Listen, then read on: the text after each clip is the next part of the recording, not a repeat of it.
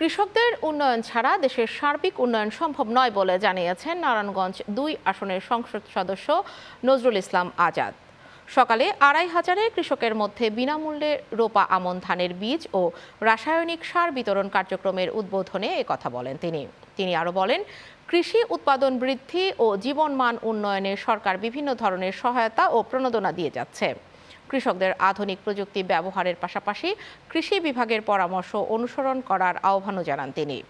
উপজেলা কৃষি অফিসের তথ্য মতে কৃষি প্রণোদনা কর্মসূচির আওতায় উপজেলায় ২৫০০ কৃষকের প্রত্যেককে ৫ কেজি উন্নত জাতের উফশী আমন ধানের বীজ, ১০ কেজি ডিএপি সার এবং ১০ কেজি এমওপি সার দেওয়া হবে। কৃষি খাতকে সম্প্রসারণের জন্য যা যা করা দরকার মাননীয় প্রধানমন্ত্রী সেভাবে স্টেপ দিচ্ছে।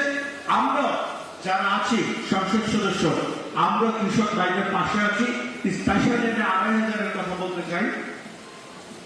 আমি ২৫০০-এর কৃষক ভাইদের সাথে আছি, ছিলাম, থাকবো ইনশাআল্লাহ।